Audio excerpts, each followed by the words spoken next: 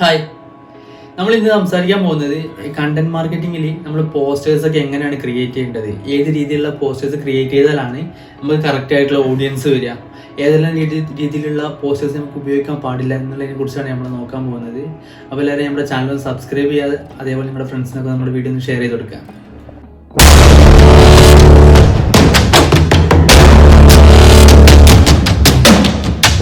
ഇപ്പം നമ്മൾ സാധാരണ രീതിയിൽ ഒരുപാട് പോസ്റ്റേഴ്സ് നമ്മൾ ഉപയോഗിക്കലുണ്ട്. ഇപ്പോൾ പല ബിസിനസ്സിലുള്ള ആളുകളും പല ബിസിനസ് കാറ്റഗറിയിലുള്ള ആളുകളും അവർ ഉപയോഗിക്കുന്ന പോസ്റ്റേഴ്സ് എല്ലാം വ്യത്യസ്ത രീതിയിലുള്ളതാണ്. അതിൽ ചില ആളുകൾ മാത്രം ഒരുപാട് കളറായിട്ടും അതേപോലെ ഒരുപാട് ക്യാപ്ഷൻസും ഒരുപാട് ഡീറ്റെയിൽ ഒക്കെ അടങ്ങിയിട്ടുള്ള ഒരു നോട്ടീസ് ടൈപ്പുള്ള പോസ്റ്റേഴ്സ് ക്രിയേറ്റ് ചെയ്ത് അത് സോഷ്യൽ മീഡിയയിൽ ഇടുന്നുണ്ട്. അത് സത്യം പറഞ്ഞു കഴിഞ്ഞാൽ വളരെ വലിയൊരു തെറ്റ് തന്നെയാണ്. അതെന്ന് വെച്ച് കഴിഞ്ഞാൽ നമുക്ക് കറക്റ്റ് ആയിട്ടുള്ള ഓഡിയൻസ് നമുക്ക് വരാനുള്ള സാധ്യത വളരെ കുറവാണ്.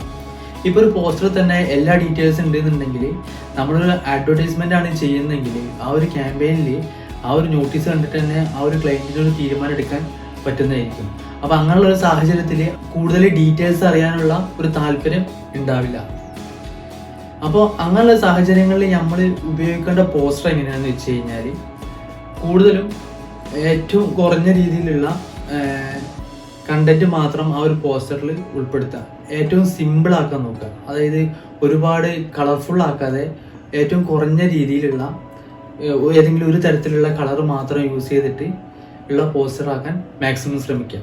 അപ്പം അങ്ങനെ ചെയ്യുന്ന സമയത്ത് അതുവഴി കസ്റ്റമർക്ക് നമ്മളോട് ഒരു ഇൻട്രാക്ഷൻ ഉണ്ടാവാനുള്ള സാധ്യത ഭയങ്കര കൂടുതലാണ്. അതുവഴി നമ്മുടെ ഫേസ്ബുക്ക് പേജിനാണെങ്കിലും ഇൻസ്റ്റാഗ്രാം പേജിലേക്കാണെങ്കിലും കൂടുതൽ ആളുകൾ വരാനുള്ള സാധ്യത കൂടുതൽ. ഇതേപോലുള്ള മിനിമൽ ഡിസൈൻസ് വേണം നമ്മൾ കൂടുതലായിട്ടും ഉപയോഗിക്കാൻ. അതുവഴിയാണ് എപ്പോഴും വ്യക്തമായിട്ടുള്ള ക്വാളിറ്റി ഉള്ള റിസൾട്ട് നമുക്ക് കിട്ടുള്ളൂ.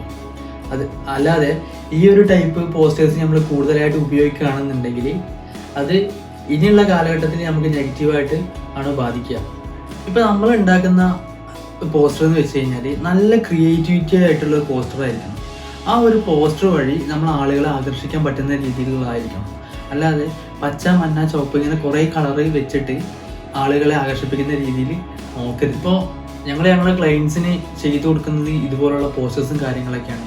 അവരൊക്കെ ഭയങ്കര ഹാപ്പിയാണ് സത്യം പറഞ്ഞു കഴിഞ്ഞാൽ. അവർക്ക് ഇതേപോലുള്ള പോസ്റ്ററുകൾ ഉപയോഗിക്കുന്നത് കൊണ്ടുള്ള മെയിൻ ഗുണം എന്താണെന്ന് വെച്ച് കഴിഞ്ഞാൽ അവർ ക്യാമ്പയിന് വേണ്ടി ചിലവാക്കുന്ന പൈസ എന്ന് പറയുന്നത് വളരെ ചെറുതാണ്. ഈ കുറഞ്ഞ പൈസയിൽ വലിയ റിസൾട്ട് ഉണ്ടാക്കാൻ അവർക്ക് സാധിക്കുന്നുണ്ട്. അപ്പോൾ കൂടുതലായിട്ടും നമ്മൾ ഇതുപോലുള്ളത് ഫോക്കസ് ചെയ്യാൻ നോക്കുക. നല്ല രീതിയിൽ ബിസിനസ് വളർത്താൻ നമുക്ക് എന്തായാലും സോഷ്യൽ മീഡിയ വഴി പറ്റുന്നതായിരിക്കും.